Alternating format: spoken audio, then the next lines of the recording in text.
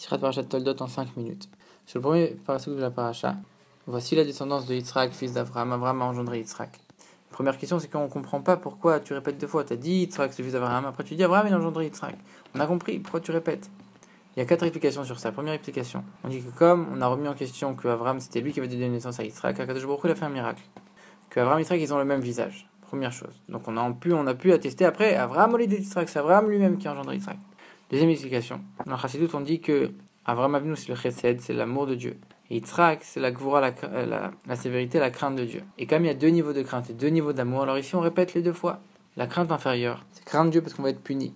La crainte supérieure, c'est craindre Dieu parce qu'il y a tellement une grandeur infinie et nous on se sent comme rien devant lui. L'amour inférieur, c'est on aime Dieu parce qu'il nous fait des bonnes choses. L'amour supérieur de Dieu, c'est qu'on veut faire des choses pour Dieu de manière intéressée, mais on aime Dieu de manière désintéressée. Ici dans le verset, c'est dans l'ordre. Il y a d'abord la crainte inférieure, ensuite l'amour inférieur, Yitzhak ben Abraham. Après, on a l'amour supérieur et la crainte supérieure, Avraham au lit de Yitzhak. Ça, c'est dans l'ordre et dans le service de Dieu de chaque juif. On doit prendre comme enseignement que chaque juif, il doit avoir les deux.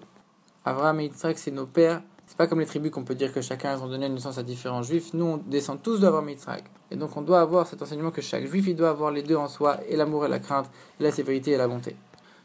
Avant ça, même, j'ai oublié, il y avait une deuxième explication qui disait que Avraham, il se glorifiait de Yitzhak. Et Yitzhak, il se glorifiait de Avraham. C'est pour ça qu'on en dit d'abord dans un sens et ensuite dans l'autre. Et enfin, dernière explication, qui est celle de la Kabbalah du Zohar, qui dit que Avraham Avinu, c'est comparé à l'âme. Qu'on a dit, Sarah, c'est le corps, et Avraham, c'est l'âme. Et Yitzhak, c'est le plaisir, le rire. Que l'âme, quand elle sera dans le Gan Eden, elle aura un grand plaisir de tout le service qu'elle a fait ici. Et le Rabbi, il dit que chaque explication dans la Torah sur un même verset, elles ont tout un lien entre elles. Alors ici, il essaye de relier les 4. La Chassidut et la Kabbalah, on a déjà compris c'est quoi leur enseignement. La Chassidut, elle a donné son enseignement, et la Kabbalah, c'est que en disant ce qui va se passer après et que tu vas avoir un grand plaisir, ça va te motiver pour le travail ici-bas. Le point commun des 2 autres explications, en vérité, c'est quoi?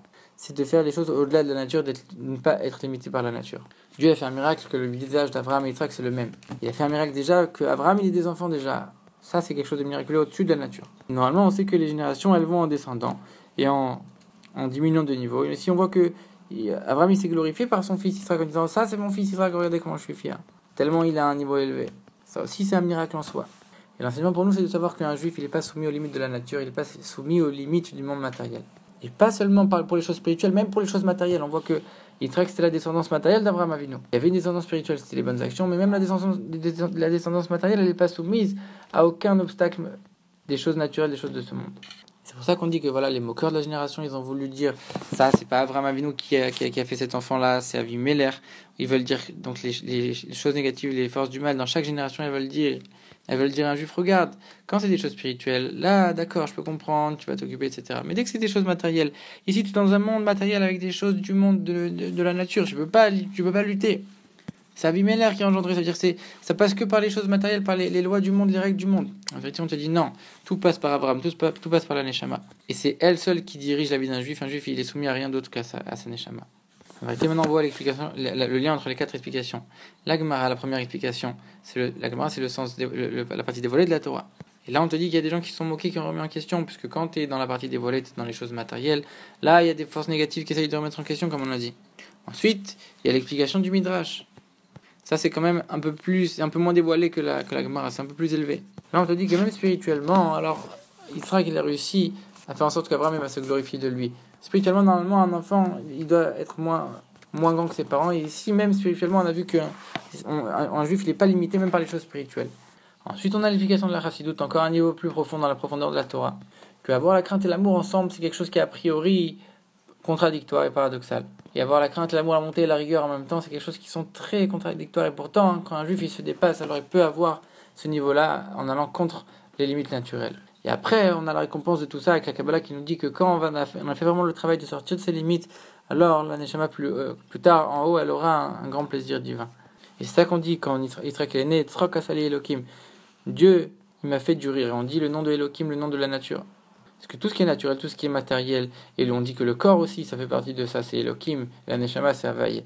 Et que le corps et toutes les autres choses matérielles, qu'on va les travailler et qu'on va vraiment les élever, à ce moment-là, alors Tzrok, il y aura un grand plaisir spirituel, un grand plaisir pour Dieu qui aura fait de ce monde-là, parce qu'on aura fait de ce monde-là une demeure pour lui. Et un ta'anoug divin, donc un plaisir divin, pour nous et pour Dieu. Et à ce moment-là, on fera en sorte de révéler la véritable valeur du matériel, qu'on dit que l'âme elle-même, elle recevra du corps, elle recevra des bénédictions spirituelles du corps, le corps il sera dévoilé, on dévoilera que le corps il est au-dessus de l'âme. De la même manière pour toutes les autres choses matérielles. On dévoilera leur vraie valeur puisque dans leur source, elles sont plus élevées que les choses spirituelles.